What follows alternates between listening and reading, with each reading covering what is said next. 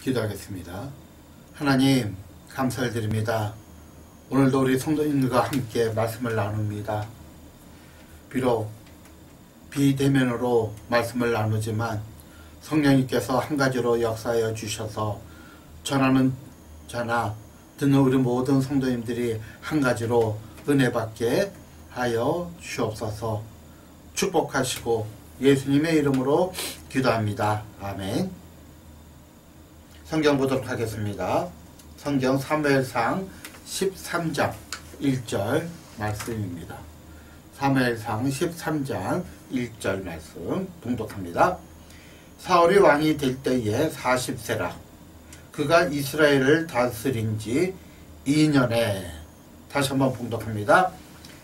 사울이 왕이 될 때에 40세라. 그가 이스라엘을 다스린 지 2년에. 오늘 이스라엘을 다스린 지 2년에 라는 제목으로 하나님 말씀을 나눌 때 은혜 받으시기를 바랍니다. 사울이 왕이 된 후에 이제 2년이 되었습니다. 그런데 오늘 본문에도 말씀한 것처럼 사울이 자신의 왕권을 강화하기 위해서 군사를 움직이는 모습이 보입니다. 그래서 오늘은 사울의 실수를 통한 성도들의 교훈에 대해서 좀 나누고자 합니다. 첫째는 모든 준비와 실행은 하나님 안에서 해야 한다. 다시요. 모든 준비와 실행은 하나님 안에서 행해야 된다는 것을 말씀드리고 싶습니다. 본문 13장 2절에 이스라엘 사람 3천을 택하여 그 중에 2천은 자기와 함께 믹마스와 베델산에 있게 하고 1천은 요나단과 함께 베냐민 기브아에 있게 하고 남은 백성은 각기 장막으로 보내니라. 우리가 보통 어떤 일을 준비하죠. 왜냐하면 보통 준비하죠. 먼저 행동하기 전에 먼저 준비를 하죠. 그런데 다행히도 내가 생각한 대로, 내가 실행한 대로 모든 것이 자연스럽게 잘 가면 그나마 다행입니다. 그런데 준비하다 보면 힘이 들고, 그렇죠? 또 실행하다가 막히면 상당히 고난을 당합니다. 그렇게 되면 그 다음에는 어떻게 하죠?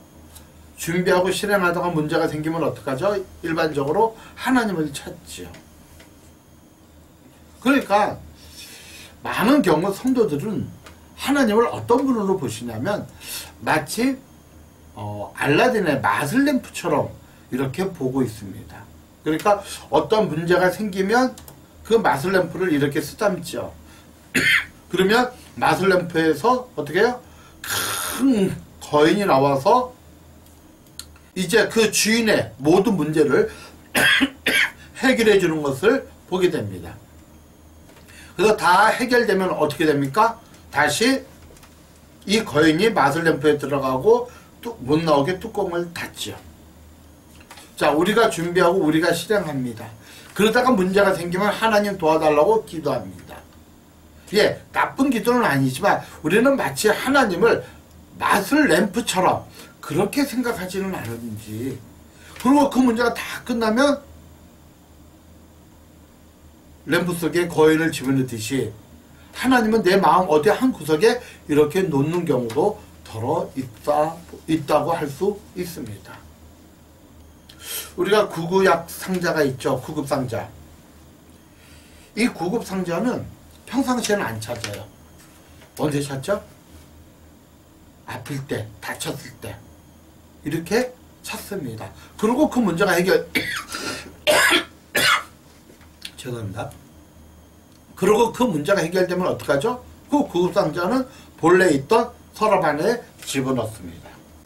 사랑하는 성도님, 하나님은 우리가 급할 때 찾는 구급상자가 아니고요, 알라딘의 마술램프가 아닙니다.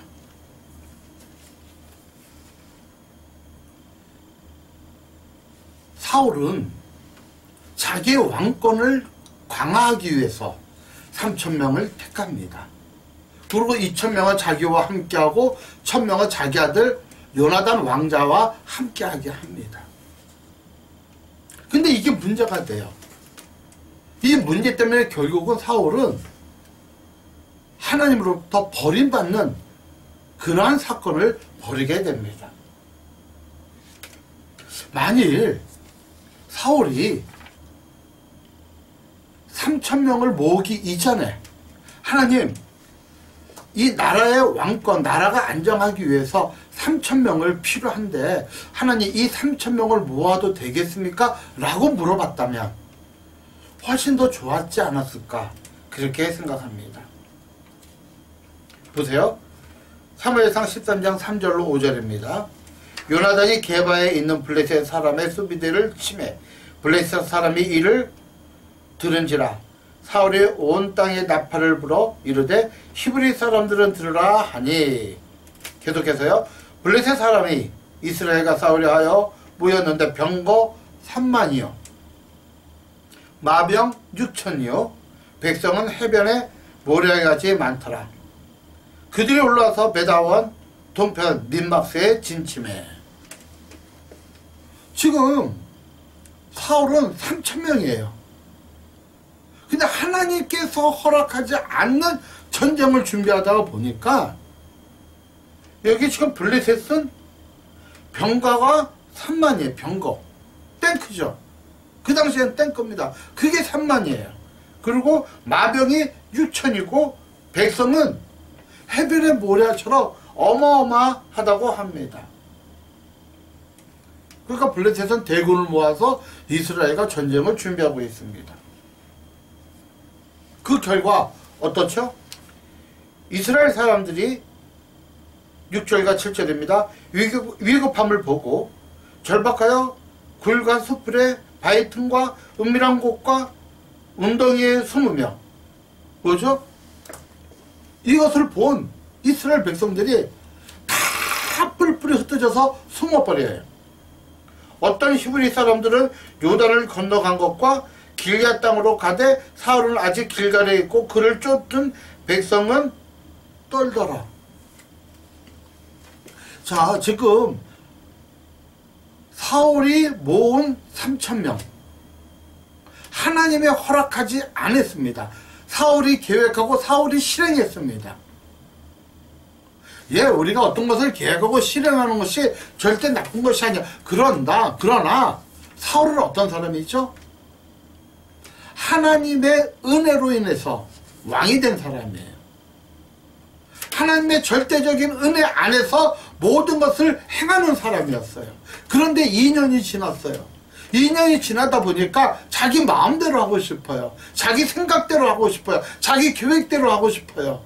자기의 힘을 자랑하고 싶어요. 자기의 군사력을 가지고 싶어 해요. 결국은 어떡하죠? 다 도망가 버려요. 벌벌 떱니다. 이미 전쟁에서 지게 됩니다.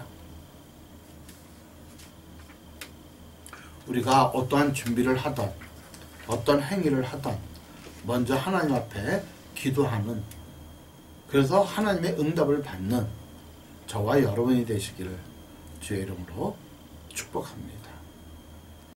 두 번째, 사울의 실수를 통한 성도의 교훈.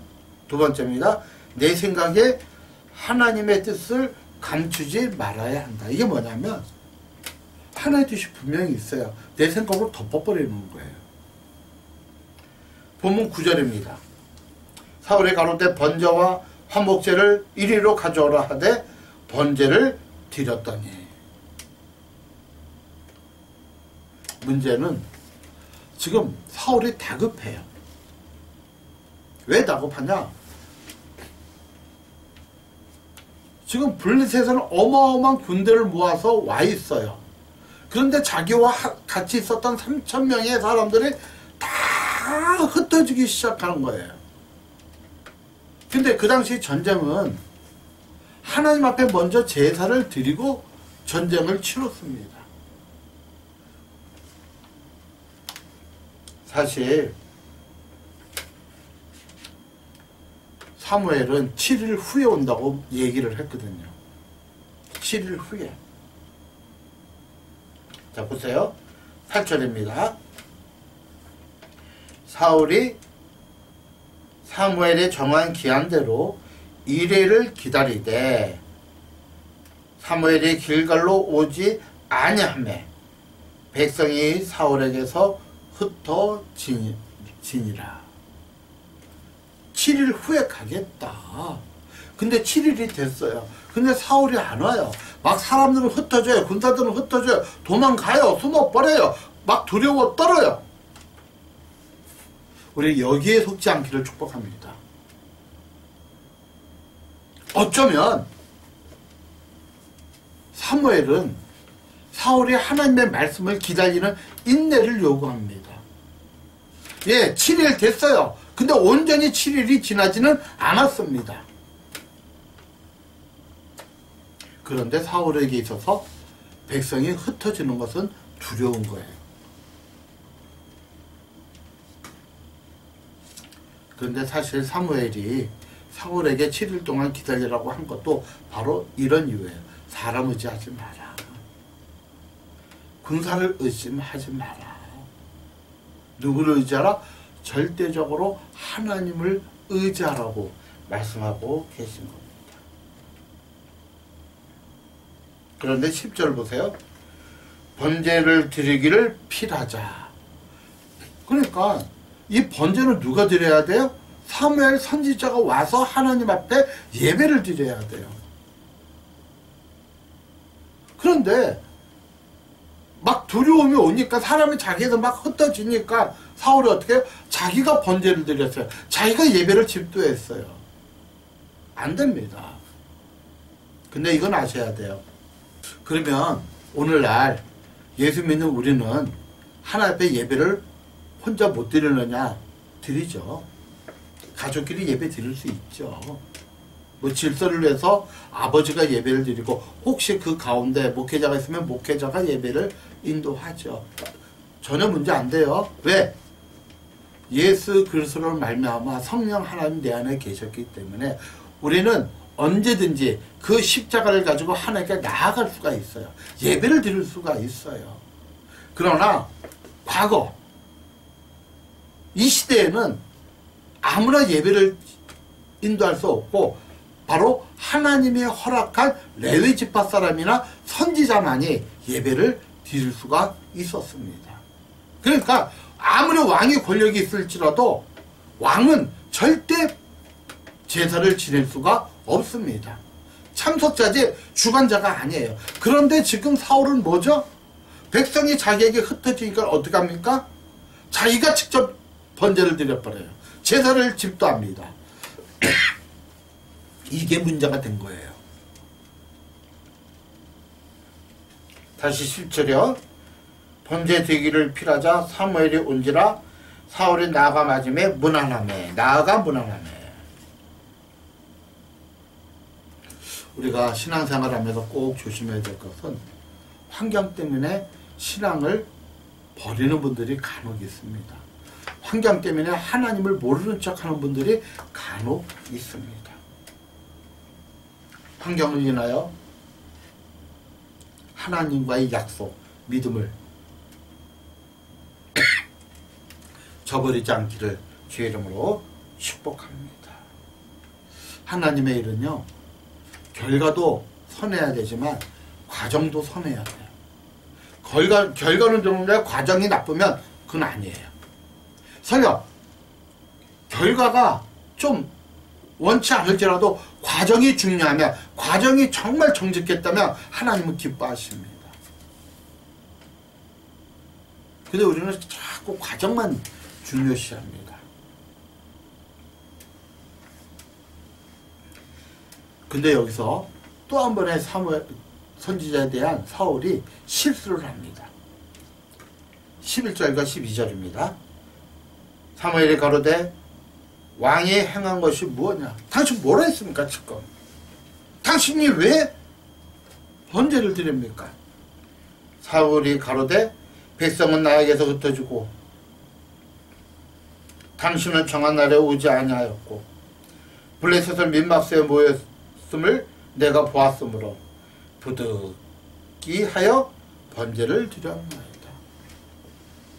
지금 세 가지 변명을 대죠.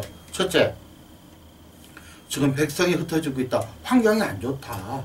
둘째, 당신 7일이 지나도 안 왔지 않냐. 사실은 7일이 온전히 지난 건 아니죠. 7일째죠. 네 번째, 블레셋은 지금 엄청나게 민박스 앞에서 와 있다. 그래서 할 수 없이 내가 번제를 드렸다. 세상적으로 보면 이게 합당한 이치입니다. 변명이 돼요. 그런데요, 하나님 앞에는 안 됩니다. 우리가 창세기 3장을 보면 아담과 하와가 선악과를 까먹잖아요. 뱀의 유혹을 인하여. 하나님이 뭐라 그랬죠? 정령 죽으리라 그랬죠. 까먹었어요. 그러니까 하나님이 오셨어요. 아담아 어디 있느냐? 아담이 얘기하죠. 내가 범죄함으로 숨었나이다. 그래서 하나님 물어보죠. 누가 너더러 선악과를 먹으라 했느냐?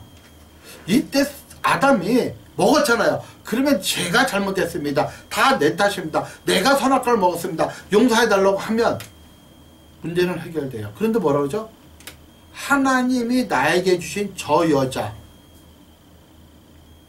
하나님이 저 여자를 나에게 안 줬으면 나 선악과 안 먹었습니다. 저 여자가 나를 유혹하지 않았으면 나 선악과 안 먹었습니다. 뭐죠?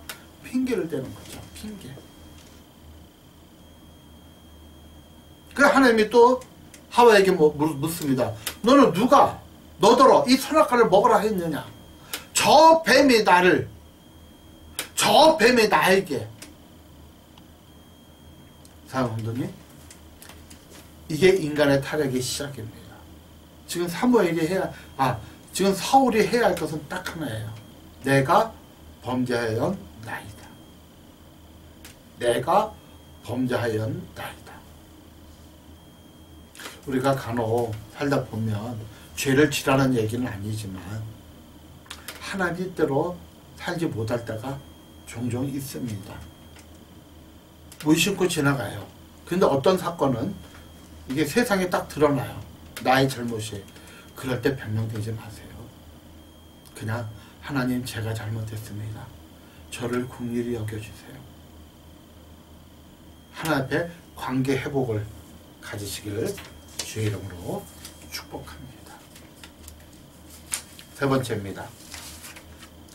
사울의 실수를 통한 성도의 교훈. 세 번째, 성도의 승리는 외적인 환경에 있지 않습니다. 성도의 승리는 외적인 환경에 있지 않습니다. 자, 13절 15절입니다. 사무엘이 일어나 길가에서 떠나 베냐민 기브아로 올라가니라. 사울이 자기와 함께한 백성의 계수를 하니 600명 가량이라.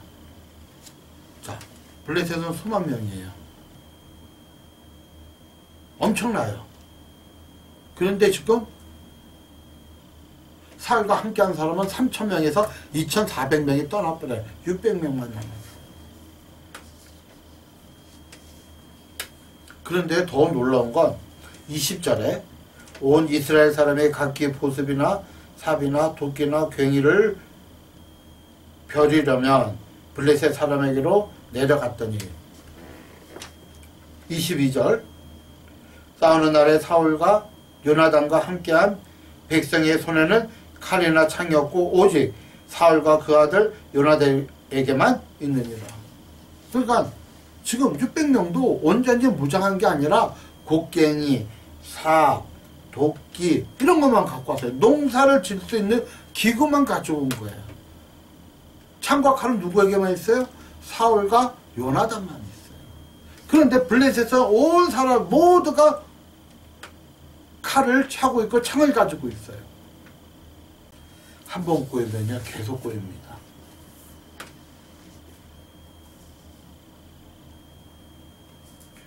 보세요. 사무엘상 11장 8절과 11절 사울이 베색에 그들을 계수하니 이스라엘 자손이 33만이요 유다 사람이 3만이라. 11절 이튿날에 사울이 산들을 나누고 새벽에 적진 중에 들어가서 날이 더울 때까지 암몬 사람을 치매 남은 자가 다 흩어져 들도 함께 한 자가 없더라. 이게 무슨 얘기예요? 지금 11장은 사울이 왕이 됐을 때예요. 40세에. 13장은 2년이 지난 후에요. 왕이 되면서 첫 번째 전쟁에서 얼마나 모였냐면 33만 명. 이스라엘에서 11개 지파에서 30만 명, 유다 지파에서 3만 명 해서 3만 명이 모였어요. 엄청난 대군이 모이고 그 전쟁에서 암몬 사람이 대패를 하는데 둘이 함께 간 사람이 없이 다 각각 흩어져 그만큼 완벽한 승리를 이루게 됩니다. 무슨 차이예요? 지금 13장에서는 2년이 지난 이 상황에서는 3,000명은 다 흩어지고 600명만 남았어요. 그런데 11장에서는 그가 왕으로 부름받고 하나님과 함께 하니까 그가 하나님의 무릎을 꿇고 그가 하나님의 뜻을 섬기고 그가 하나님 뜻대로 살고자 하니까 33만 명이 모이고 대승을 하게 됩니다. 무슨 차이예요?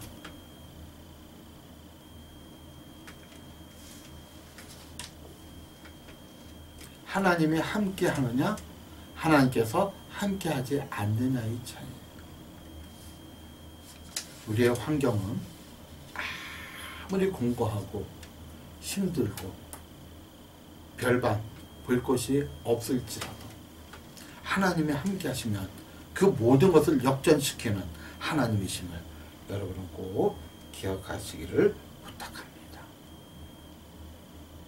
우리 인생의 모든 것은 외적 환경에 달려있지 않아요. 외적 환경이 좋으면 좋죠.